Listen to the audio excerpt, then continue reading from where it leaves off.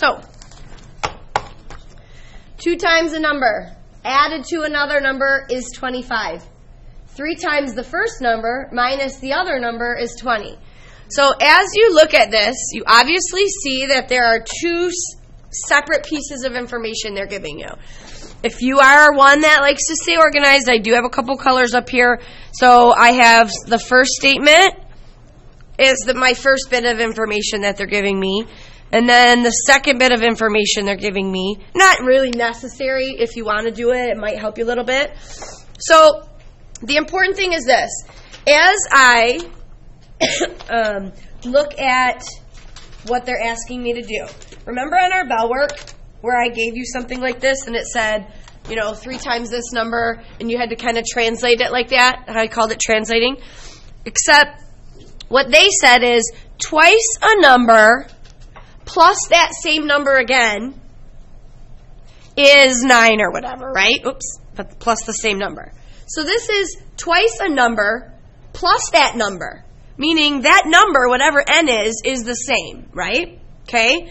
That's not the case here. It says 2 times a number added to a whole nother number, okay? So you know what that means? It means we're talking about an x and a y, right? Because that's what we're talking about with systems of equations. So I'm going to take 2 times a number and add it to another number. We're just going to pick that other number to be y. And when I add twice the first number to the second number, I'm going to get 25. Now, I know that some of you have some really methodical brains, and what that means is if you just picked a number, multiplied it by 2, and if you really were methodical about your choices, could you eventually figure out what the numbers are by just trial and error? You could, right? But there's no need for trial and error when you have algebra. There is a surefire way to get the right answer every time, as long as you don't mess up in your calculations, by using algebra and its solving systems. So don't even think about trial and error, because you're going to set some equations up. So does everybody agree with this statement right here? That 2 times a number plus another number is 25. Okay? So let's kind of see what this one's going to look like. 3 times the first number. The first number I chose was x. So this is, yes, 3x. Minus the other number is 20. Okay? So the first thing I want you to notice is, what form is this in? Standard form, right? Okay? Do you remember when we did our word problems test? There was those little boxes, there were 5 problems, and you had to read the problem and you had to go, is this point slope? Is this slope intercept? Is this standard? And standard was the one you guys liked the least, I think, right? It was hot dogs cost this much, hamburgers cost this much. Well, that's what you're going to be dealing with today. So all of the problems I'm giving you today are going to be standard form. Okay, we're going to talk about the types of word problems that you'll see when it's not in standard form for systems. But for right now, there's a huge hint. All of your equations set up should look like this, okay? So really, the new part of this lesson and this learning target number 6 is done. Because what was your check for understanding 1? It was solving systems of equations, right? 1, 2, and 3 was graphing, elimination, substitution. And do you remember when I told you there will come a day where you'll have a system to solve and you're going to just get to solve it however you want? If you set that up and you say to me, Mrs. Z, can I have a piece of graph paper because I really want to solve this by graphing them? Here you go. Here's your graph paper. If somebody next to you says, I don't know why you're going to graph it. It's already set up for what? Elimination. I'm going to eliminate. Person next to you might say, I don't know about you guys, but I really love substitution. It was my favorite. I'm going to use substitution. Can you all 3 get the same answer with doing it different ways? Yes. So now is that day where you really get to choose whichever one of those fit you best. My opinion is that elimination is going to be the best, the way the problems are set up today. So there you go. It's already set up for you. Okay, so 2x plus 3y is, or 2x plus 3x. 5x. So let's continue over here. 5x equals 45. And x, divide both sides by 5, and x is equal to 9. Now, here is the beautiful part, and you're really going to like this, about today's assignment. Normally, when you solve a system of equations, your answer is a point, right? Okay? But when you are dealing with word problems, all I want to know is, hey, what's the cost of the hot dog and how much does a bag of chips cost? How many adults attended and how many kids were there? How many quarters and how many dimes does Gabe have? So today your answers do not, bless you, have to be in ordered pairs. So you don't have to worry about, oh shoot, did I get it in the right spot? Oh man, all I need to know is, what are the two numbers? How much does a bag of chips cost? How many dimes? So that really, so you don't, and I know, can you put it that way if you want? Sure. But one of your numbers is 9. Now that you know one of your numbers, can you figure out your other number? Like the process for that is still the same, right? So I'm going to take 2 times 9, because that's what x is. 9 plus 9 is 18. And when I subtract, I get 7, right? So my y is 7 when my x is 9. But the question is, what are the two numbers? Could you just write 9 and 7? Yeah, good enough. The two numbers are 9 and 7. Could you write the two numbers are 7 and 9? Sure. I don't care about the order of your answer. Just get me the correct answer. Okay? So do you understand that? How can you check to make sure you're right? Try it.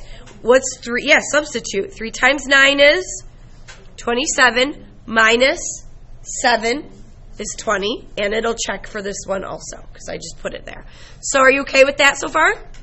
Okay. Let's take a look at the next one.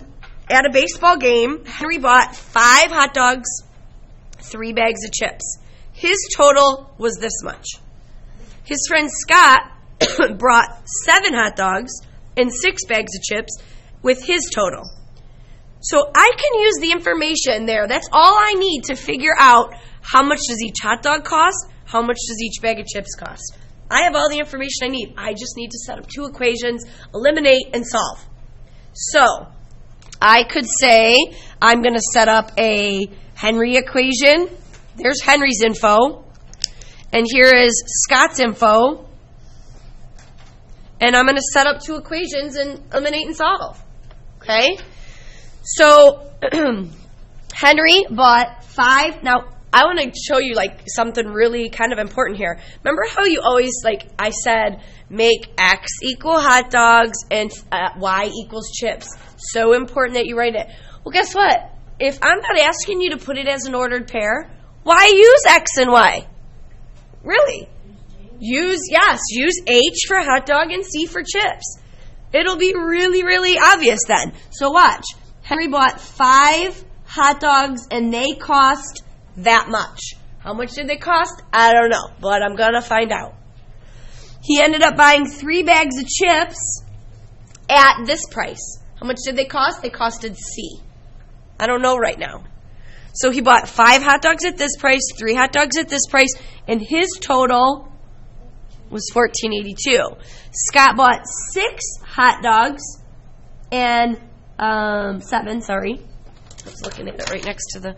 So he bought 7 hot dogs and 6 bags of chips, and his total was $22.89. And what you can assume is that they are charging both Henry and Scott the same price, right? So, unfortunately, this one is not ready to go. Meaning in terms of ready for it to cancel. I really would just stay away from substitution. That's my opinion. Just go with all elimination. So that brings us back to check for understanding 1, right? Which means, how do I eliminate? I have these are looking way better than these. Because if I eliminate the h's, I have to multiply both equations. But if I can just get that 3 to be a -6, it'll be good. So what can I multiply everything by? A -2. And that's going to give me a whole new equation. -10 h minus 6c equals negative 29/64. It's all set and ready to go now. And when I do that, I'm going to get a negative 3h equals, and now I want you to kind of stop here because I know that you would know what to do if it was a positive 22 and a negative 29. You know that it's just 29 minus 22 and make a negative 7, right? But when you have to use a calculator, and that you're going to have to get a calculator out for these problems at some point. So would you know what to punch in the calculator? Okay, just to make sure, because my 7th graders really got confused when it involved. So you always take the smaller number away from the larger number, right? And then you make it negative. You know to do that, right? So when you subtract 22/64 minus this, you get 675, and it's negative, right? So then, when I divide by a negative 3, h is equal to 2.25, which in this case equals $2.25 for a hot dog. I don't care about where I put it. I'm not making it an ordered pair. It can stay right there, right? What if you, and this is very likely, what if you forgot the negative? You were so focused on just getting that amount that you just put a positive 675, and when you divided by negative 3, you got a negative 225? Then you should say to yourself, I'm talking about hot dogs. Hot dogs don't cost negative amounts. And if they do, I'm going to your line. Because that means they are going to pay me $2.25 to get a hot dog. No brainer. Yeah. Okay, do you see what I mean? So you have to start to think about, is my answer making sense? So now that I know how much a hot dog costs, what would I do to figure out how much a bag of chips costs? I would take, it's the same. I would take that H, and I would either plug it in here, here, or here. Got it? So let's just do this first one. So it's going to be, I'm running out of room here. 5 times 225 plus 3c equals 1482. So 5 times 225 is going to give you $11.25 plus 3c equals 1482. And 1482, that's going to give you 3c equals $3.57 because I subtracted this, right? And then divide that by 3, and you're going to get the cost of a bag of chips is $1.19. Okay, and if you want to check yourself, then you go right ahead and you plug it in, and you could check it in all 3 if you wanted to be really safe, right? Good so far? All right, these last 2 are a little different, okay? Because when you go to highlight information, look what you're going to get. You're going to say, all right, Disney held a breakfast for parents and their kids. You're going to eat with Minnie, Mickey, and the whole gang. They're going to charge $17.95 for an adult ticket because they eat more, right? And kids are going to cost $12.95 because they hardly eat anything, right?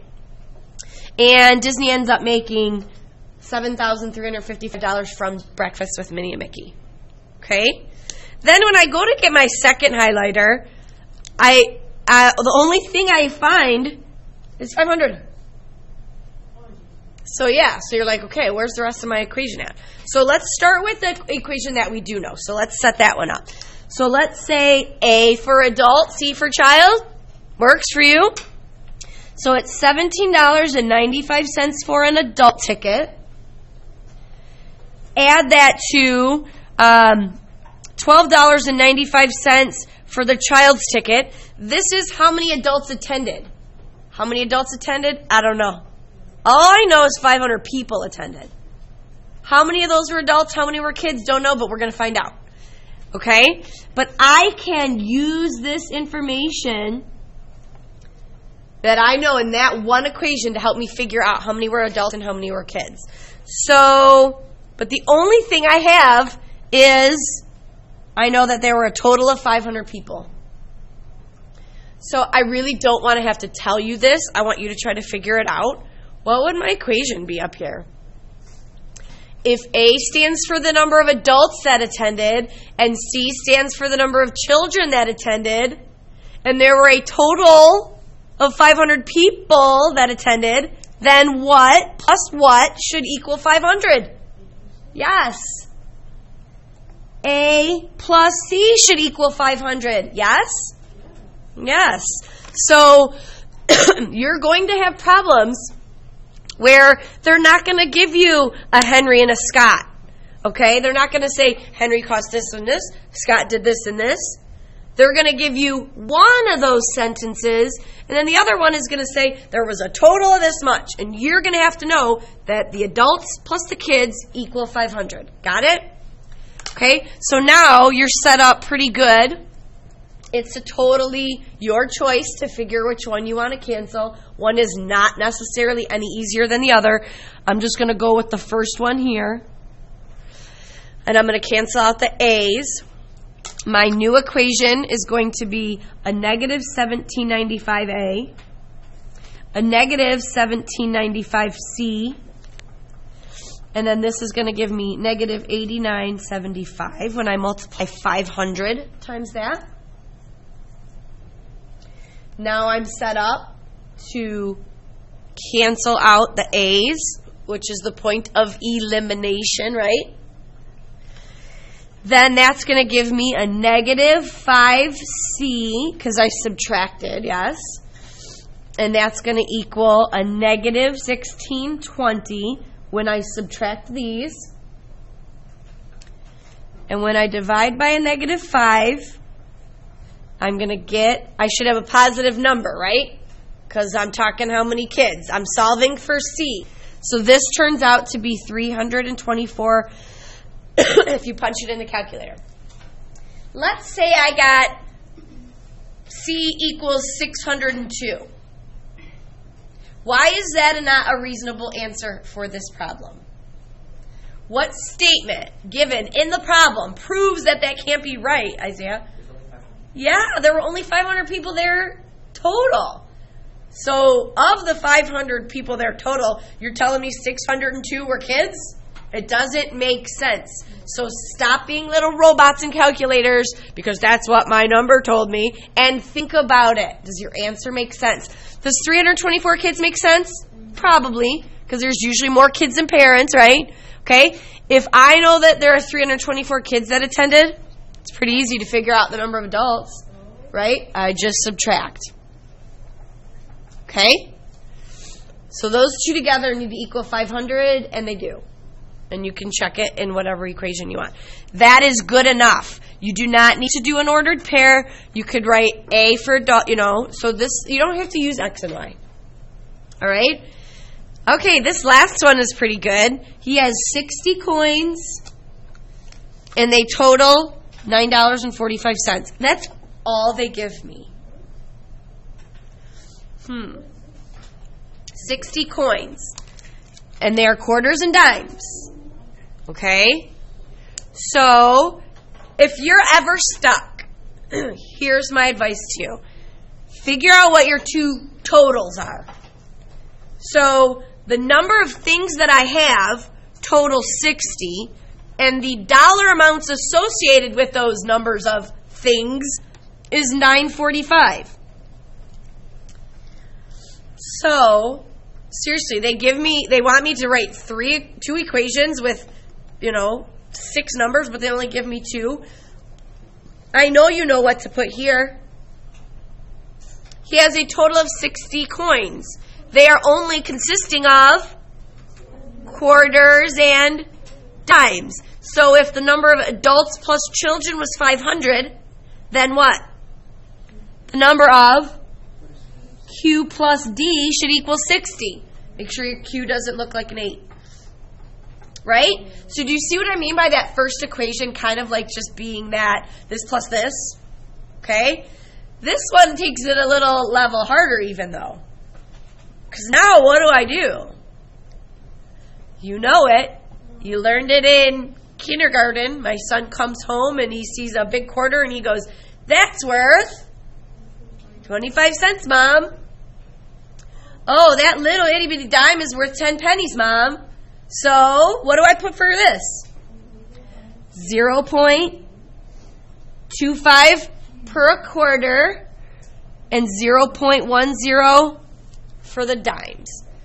So let me read you this equation. I have this many quarters. I don't know how many I have, but they each are 25 cents. I have this many dimes. Don't know, but I know they're worth 10 cents. And when I add that many quarters and that many dimes together, I have a total of $9.45. Now, before today in algebra class, could you have figured this answer out? Yeah. Would not have been fun, though. What you would have done, if your mind works pretty organized, you would have said quarters, dimes. 1 quarter, 59 dimes. 2 quarters, 58 dimes. 3 quarters, 57 dimes. 4, do you see what I mean? Because you know they have to equal 60. Then you would say 25 cents plus 5.90. Whoa, pain in the butt? Could you get the answer? Yeah. Would you rather do it this way? Yeah, totally. Okay? So let's just cancel out Q. It's first here.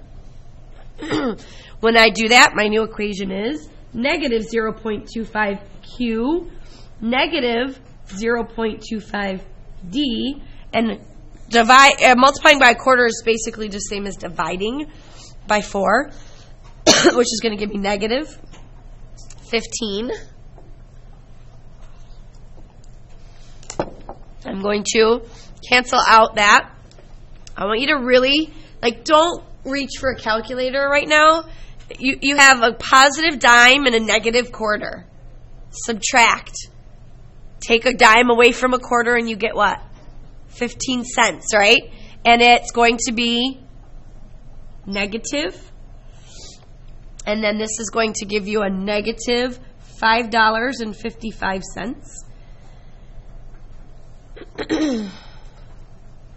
And then as soon as I figure this out, hey, that's a good thing it's a negative divided by a negative because I'm looking for how many dimes, and I can't have a negative number of dimes. If you do have a negative, you did something wrong. If I have 37 dimes, and they have to total 60 coins, then how many quarters do I have? 23. You know what? I'm a good student. I want to check to make sure my numbers are good. It's not really good enough just that they add to 60. I want to really check it, and I'm going to use that 9.45. A dime is worth 10 cents, and if you have 37 of them, you shouldn't need a calculator for this. You have 370. Actually, you know what? If I'm dealing with, I want to make sure my float is set to 2, or at least as much as I need to go out. If I have 23 quarters and they're each 25 cents, that's $5.75. If I add my 370 to that, I get $9.45, right? So, is there any reason you should ever really get any of these wrong on your next quiz when you can check them? No, you shouldn't. Okay? So, do we have an idea here of how to do systems of equations? Because we're going to do